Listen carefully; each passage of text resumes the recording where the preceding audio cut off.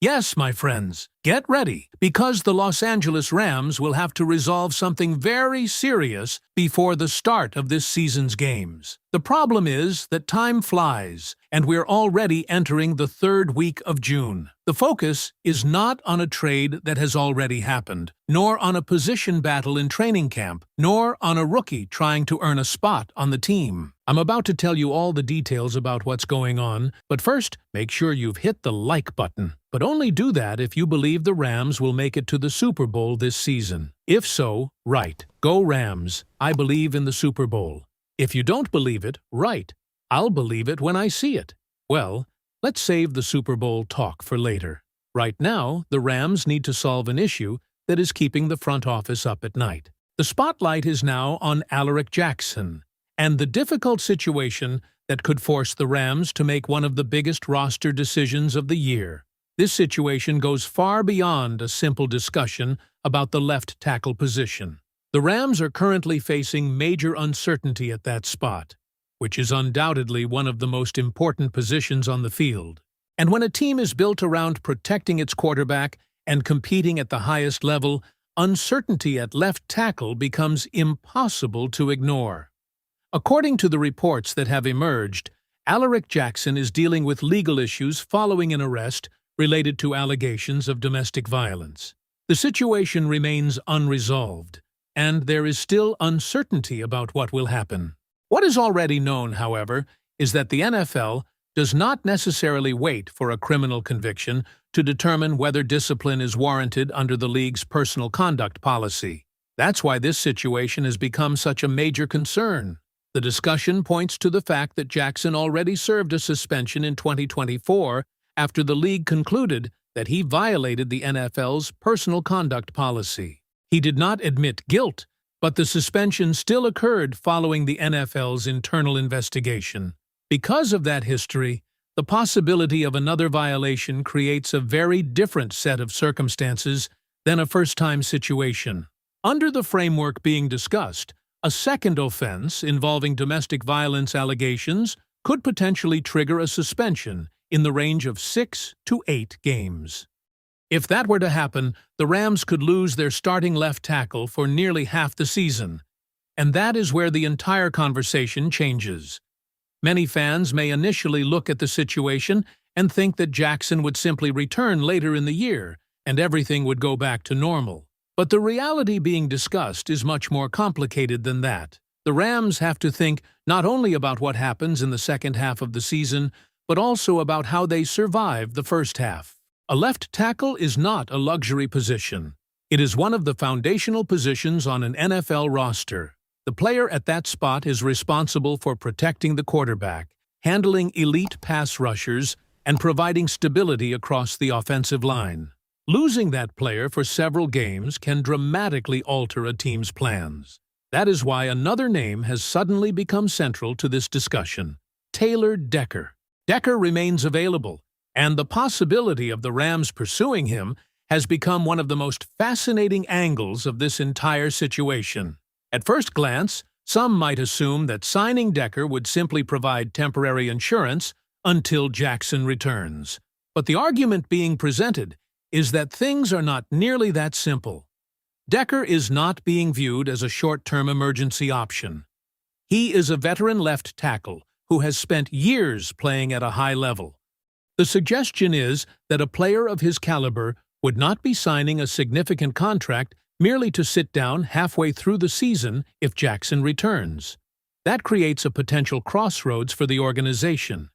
If the Rams decide to move aggressively for Decker, they may effectively be making a decision that extends far beyond the opening weeks of the season. Financial considerations only add another layer of complexity. Jackson signed a 3-year contract extension worth $57 million early in 2025. Because of that extension, moving on from him immediately would not create major financial relief. Instead, the discussion highlights the possibility of a substantial dead cap impact while generating very limited savings. That means the Rams cannot simply erase the situation with a quick roster move. The contract exists. The financial consequences exist. And those realities must be weighed against the football implications of potentially entering a season without certainty at left tackle. Meanwhile, Decker would not come without costs of his own. The expectation being discussed is that any agreement would likely require significant financial commitment, potentially involving multiple years and major salary cap maneuvering. The Rams would need to restructure contracts, move money around, and create flexibility to make such a move happen. So this is not merely a football question. It is a football question, a financial question, and a roster-building question all at the same time. That is why this story has generated so much attention. The Rams are not deciding between two backup players fighting for a reserve role. They are potentially deciding how they want to handle one of the most critical positions on the entire team. Another fascinating element is the connection between Taylor-Decker and Matthew Stafford. The discussion highlights that Decker and Stafford spent years together in Detroit. That familiarity naturally creates speculation about whether there could be mutual interest in joining forces again. For supporters looking at the situation, it is easy to understand why that possibility generates intrigue. A veteran left tackle with years of experience protecting Stafford's blind side becoming available at the exact moment uncertainty emerges around the Rams' current starter is certainly an interesting development. Still, nothing has been finalized. Nothing has been officially announced. And much of what happens next may depend on upcoming developments in Jackson's situation. One of the key dates mentioned is June 30th. There is significant interest in what could emerge around that time because it may provide greater clarity regarding the legal process and the overall outlook moving forward. But even that does not guarantee immediate answers. There could be delays, there could be additional proceedings, there could be more uncertainty. And that uncertainty is exactly what makes the Rams' decision so difficult. Waiting carries risk. Acting quickly also carries risk. If the Rams wait and another team signs Decker, the organization could lose access to one of the most experienced options currently available. If they move too aggressively and circumstances later change, they could find themselves managing a very different roster situation than they originally anticipated. That balancing act is what makes this such a critical moment. The discussion also emphasizes that Jackson has been an important player when available. He has started games consistently and has become a significant part of the offensive line structure. There is no indication that the Rams would prefer to create this uncertainty. In fact, the argument presented is quite the opposite. In a perfect scenario, Jackson would remain available, avoid suspension, and continue in his role exactly as planned. But NFL teams cannot operate solely on ideal scenarios. They must prepare for every possibility. And right now, one possibility involves losing a starting left tackle for a substantial portion of the season. That is why the Rams may feel pressure to evaluate every available alternative. The broader roster implications are also impossible to ignore. The discussion references several major moves that have already shaped expectations for the team. Those moves have increased the importance of maximizing the current opportunity. When a franchise believes it has assembled a roster capable of competing at the highest level, protecting the quarterback becomes even more essential. Every roster decision becomes magnified. Every weakness becomes more important. Every uncertainty receives greater attention. That is exactly what is happening now. What should be a period focused entirely on excitement and preparation has instead become dominated by questions surrounding one position and one player. And until clarity arrives, those questions are unlikely to disappear. There is also another practical reality facing the organization. The NFL does not stand still. Other teams continue evaluating available talent. Other teams continue monitoring injuries. Other teams continue looking for offensive line help. That means the Rams cannot assume a player like Taylor-Decker will remain available indefinitely. The longer they wait, the greater the possibility that another opportunity emerges elsewhere. That factor alone could accelerate decision-making. At the same time, the organization must avoid acting out of panic.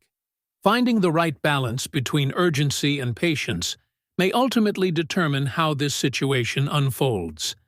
As things stand today, there are still more questions than answers. Will Jackson face league discipline? Will there be a suspension? Will the Rams stay committed to their current plan? Will they pursue Taylor-Decker? Will financial considerations impact the final decision? All of those questions remain open. What is clear is that this situation has become one of the defining storylines surrounding the Rams right now.